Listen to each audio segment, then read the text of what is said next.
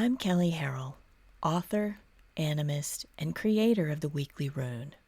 Soul Intent Arts is my soul-tending practice, and you're listening to What in the Weird, my podcast in which I talk about runes, animism, soul-tending, and death walking, and how all of those are in relationship on my path. In this episode of Working with the Runes as Verbs, we're focusing on Isa. Isa is the last of the scathing entry runes of the second Et. I call that introductory trio the Winter Runes, as they're a cluster of really icy runes, literally and metaphorically. Hagalaz, hail, is our introduction to the second Et, with emphasis on harsh external change that we can't avoid, followed by Nauthiz, which is often thought of as fire, yet contextually it situates in the cold darkness of earth, quite possibly of the soul. Need fire, as ritual, reignites will to persevere in the cold through Nauthiz.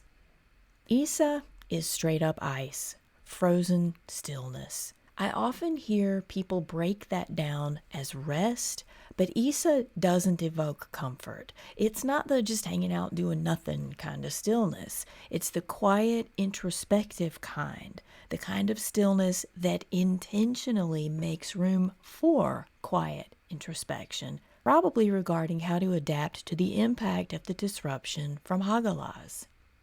Isa is a full process. When we sit with it, we're also examining what led us into that stillness to start with. In other words, it's active stillness, intent on addressing something difficult. And given that it's not a wanted stillness, we're addressing a life disruption. If anything, Isa is restlessness that must portend deep change. It makes sure that we're ready for what comes after adaptation and perseverance.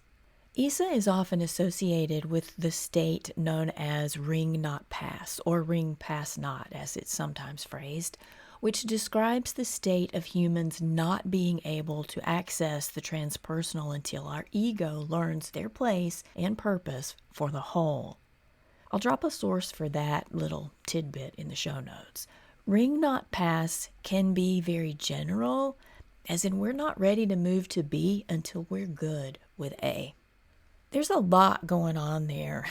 If we break that down to, in order to heal or tend disruption, injury, or scar, or just to get access to the things we desire in life, we have to actually be ready for those things to come into our life.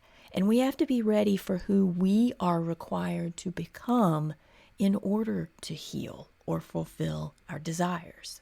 We talk about healing a lot in soul work circles, but it's still this Shazam treatment of healing. It's either this nebulous thing that suddenly got miraculously better after soul work, or it's this more philosophical, martyred, stoic acceptance of a really shitty thing in life that we're bettered for because of the suffering. We still have a long way to go in extracting well-being from the binary of sick and healed.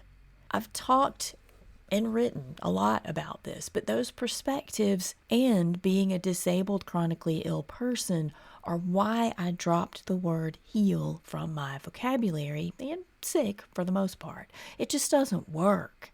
I tend. My experience is that when we say we want or need something in our life, we have to create the circumstances within us and in our life under which that change can enter and thrive. And that's what we're not taught how to do in American settler culture. I think that's what Isa holds space for us to do. We are required to change in order for our lives to change. And we can't do that in the stream of our everyday. We need to set aside space on reserve to experience that full transformation. And Isa is that process of whole transformation, start to finish. It's the miserable catalyst that leads to us not being able to stay the same. We recognize we can't stay where we are or who we are. Then Isa is the sticky restlessness of having to sit with the process we're required to have in order to actually change. It's the surrender to where we must go, literally and figuratively, and who we must become to recognize when we finally changed.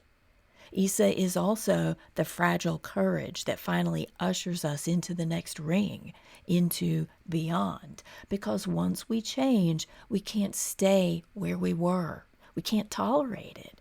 We must fully transform, and that means to move out from the protective cloister back into the fray of everyday life. Isa, to transform. That's our verb. And therein lies the rub with our current dynamic, because we don't often get to have access to the tools or support we need to transform. We don't get to step outside the everyday to safely transform. I mean, you could say that's Prakana. The systems we live among don't just not provide what we need for our life transformations. They try to stop them from happening by keeping us sick or uneducated and afraid, which are often the initiators of the traumas that we must transform from. And yet, transformation is natural, right? It's part of sacred flow. If the runes are keys to humaning well, which is how I experience them, then the powers that be knew we needed a rune that helps us hold space for our life transformations. When we talk about Isa as animists, we're talking about honoring sacred order within us, bringing our awareness back to it so that we can see where our life traumas may have dissuaded our gaze from flow. I've often mentioned sacred order within the context of the sacred seed, which in Old Norse psyche is held by ice. It was the fusion of ice rime and fire that created life as we know it according to the Old Norse creation story. This chrysalis state is what comes to mind with Isa. It's the understanding that everything has an inner quality of unique self that is in direct relationship with the sacred order of all things, and each shapes the other. Sacred order is the sense of oneness, such that our personal transformations are transformations of the collective. For that reason, I posit that Isa isn't just the reminder of that awareness of sacred order, but also the reprieve to do the work to stay in touch with that sacredness. In this way, Isa is also about the readiness for what comes next. Not curiosity, not adventure, not martyrdom, or even dread. Actual, true, got the memo, ready to move on, what comes next. Because that's why the transformation, yes? Because we can't get to what comes next without it. And once we've transformed, it is not ours to keep to ourselves. Once we've transformed, there's no self to keep to. We are then called to move on and share that learning with our community. Like a harvest, you might say.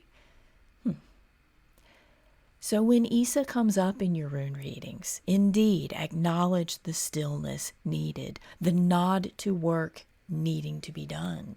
Also, ask yourself where you may have lost sight of sacred order and come back to where body feels it, because body is never out of sacred order. Body never lies, and it's where transformation is lived. Thank you for listening, especially to the Runes for Change community members who make What in the Weird and the Weekly Rune possible with their financial support. You can receive the Weekly Runecast by subscribing to the community on my website by clicking Join in the top menu. In the community, we're currently holding a monthly runes class called Runevatir and Landvatir, and I'm also hosting a public online equinox ceremony centered around making Berkana art projects together. You can get that information on the front page of my website, solentinarts.com. I'm also counting down the weeks until my upcoming book, From Elder to Ancestor, comes out.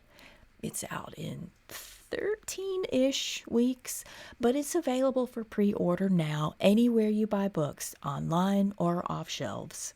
You can find excerpts of it in posts on my website, and I suspect in the next few weeks the Runes for Change community folks will get a glimpse of the galley for themselves. If you have questions or insights about working with the runes, runic calendars, soul tending, or you just want to drop me a line, you can do that at Kelley@soulintentarts.com. That's Kelley at soulintentarts.com. Learn more about me, Runic Book of Days, and my work by visiting Soul Intent Arts. I'm most often on Instagram at Kelley Soul Arts. You check out previous episodes and find detailed notes on this episode on my website under the menu option Learn Livable Rune Lore. The transcript of this episode can be found along with the episode description. I'm Kelley, and this has been What in the Weird. Thank you for all the transformation you bring.